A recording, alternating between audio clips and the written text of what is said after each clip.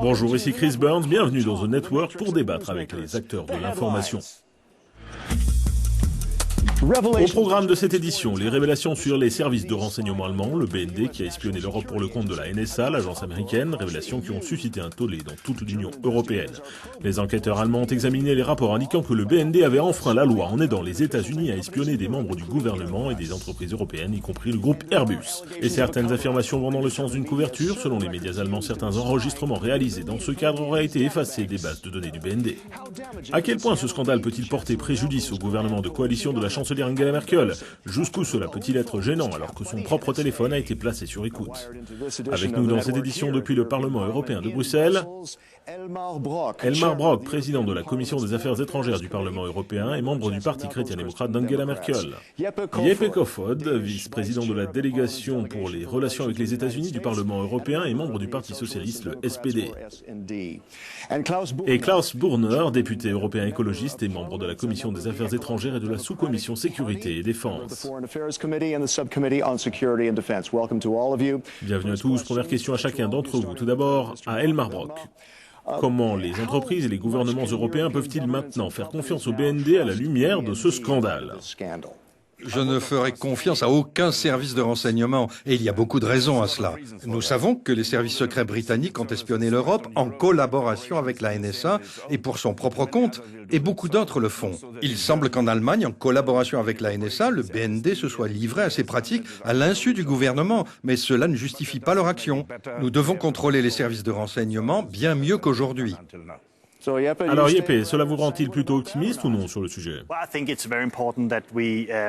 Je crois qu'il est fondamental que nous contrôlions le renseignement et qu'il obéisse à la loi et aux constitutions auxquelles ces services sont soumis.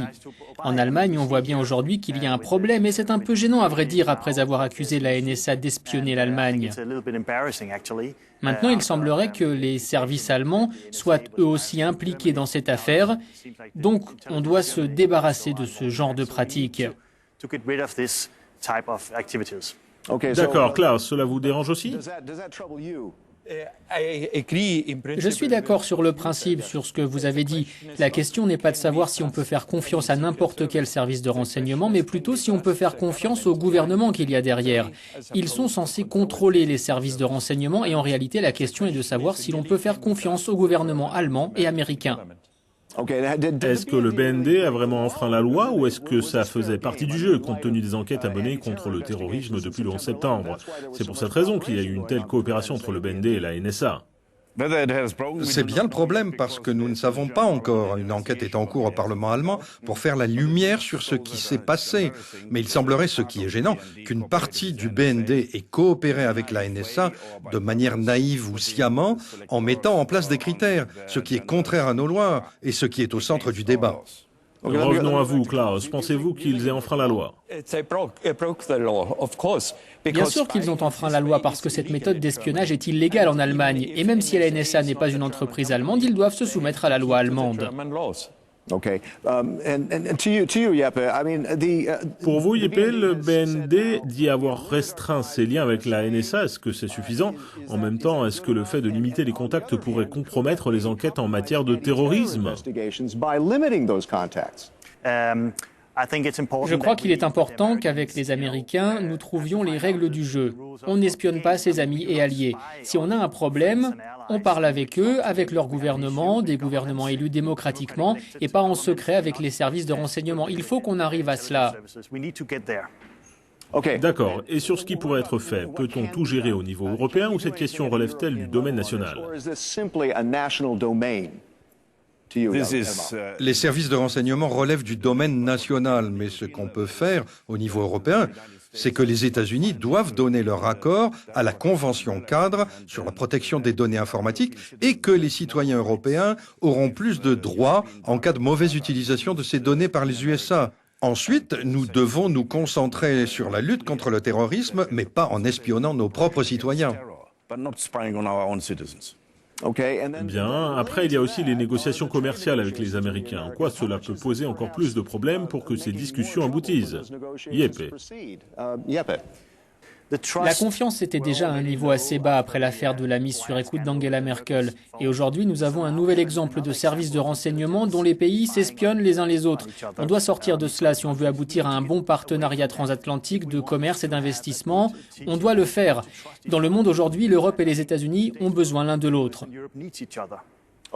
D'accord, mais ce scandale peut-il enterrer ces négociations commerciales? Non, je crois que ce traité apportera tellement de changements dans notre système juridique, dans notre manière d'adopter de nouvelles lois pour l'environnement, ce qui relève du domaine social, etc. Donc si la confiance entre gouvernements a été rompue, il faut qu'elle soit rétablie avant de redémarrer les discussions. Et que dire de l'indice de confiance des Allemands? D'après un sondage, on voit que 60% d'entre eux estiment que cette affaire d'espionnage a entamé la crédibilité d'Angela Merkel. Est-ce qu'elle joue son poste dans le cas présent? Elmar. Je ne m'inquiète pas pour le poste d'Angela Merkel, mais on doit être sûr que le gouvernement allemand s'inscrive contre ces évolutions. En Grande-Bretagne, le gouvernement coopère avec les services de renseignement en matière d'espionnage. Cela fait une grande différence et c'est pour cela qu'il faut que l'on voit que Mme Merkel s'oppose à l'espionnage de ses amis, qu'elle est contre l'espionnage industriel et nous devons améliorer nos techniques de contrôle des services en faisant savoir aux Américains que la défiance organisée est dangereuse pour les négociations commerciales.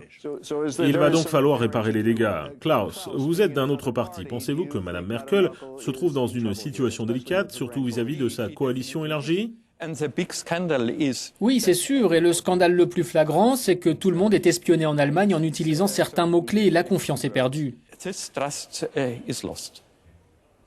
Oui, il y a un autre problème. Pardon, vous vouliez dire autre chose, Jeppe? Je crois qu'au niveau européen, on doit avoir un débat démocratique sur le type de contrôle qui doit être exercé sur nos services de renseignement parce que nous avons besoin d'eux pour lutter contre le terrorisme.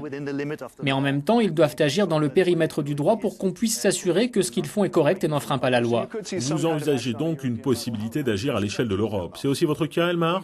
Je crois que ce sont les relations entre gouvernements que nous devons clarifier. Il ne devrait pas être possible que les institutions nationales soient utilisées à des fins d'espionnage des institutions européennes. C'est consternant. Il y a un autre aspect que je souhaiterais aborder. Mme Merkel a indiqué qu'elle ne dévoilerait pas la liste des milliers de critères mis en place, des éléments que la NSA a demandé au BND de contrôler. Pensez-vous qu'elle a eu raison de les garder secrets? Klaus. On a besoin de ces mots-clés, comme je les appelle, mais ils doivent être sous le contrôle du gouvernement et du chef du gouvernement. C'est cela la question. Jeppe, pensez-vous que Mme Merkel a eu raison de garder ses secrets? Nous devons renforcer le contrôle démocratique avec nos services de renseignement. Et il nous faut aussi un contrôle parlementaire en Allemagne. Je sais que nous avons une commission spéciale au Parlement qui s'y intéresse. Et nous devons renforcer son rôle afin que nous puissions à nouveau faire confiance à nos services de renseignement. Elmar, le secret, il faut garder secret? Tout d'abord, il y a une commission d'enquête. La commission d'enquête et d'autres institutions du Parlement allemand en prendront connaissance. Et Mme Merkel, en personne, est prête à s'exprimer devant ces institutions. Mais j'aimerais aussi savoir quels sont les critères, les mots-clés des services de renseignement français, britanniques, danois ou italiens. Dernière question. Pensez-vous que les entreprises européennes devraient prendre plus de mesures pour se défendre, pour défendre leur vie privée? C'est devenu un problème aujourd'hui. Klaus. C'est fondamental, bien sûr. Une entreprise en a besoin comme une personne privée. Je crois que c'est une question simple. La vie privée peut faire l'objet d'une violation pour des raisons très spécifiques et cela doit être contrôlé par le gouvernement. Elmar, est-il vraiment possible de faire ça? Les entreprises doivent faire beaucoup plus pour se protéger. Ce n'est pas juste une question qui concerne les services secrets des pays démocratiques, où on peut en débattre publiquement. On assistera aux cyberattaques, on verra ce que font la Russie et la Chine. Ici, le niveau de protection est bien plus élevé. Cela montre que notre système est libre, contrairement à la Russie et à la Chine. Un dernier mot, cela empiète aussi sur la vie privée, n'est-ce pas? Il nous faut de meilleures règles pour encadrer la façon de faire du renseignement et une meilleure protection des données. Mais nous avons aussi besoin de nos agences de renseignement. Nous avons des adversaires à l'extérieur qui utilisent des méthodes qui nous causent de lourds préjudices. Des terroristes et des pays qui sont un véritable danger pour l'Europe. Merci beaucoup. Nous arrivons à la fin de cette émission. Je voudrais remercier nos invités, Elmar Brok, Jeppe Kofod et Klaus Burner. Ici Chris Burns. À bientôt. Merci d'avoir suivi The Network.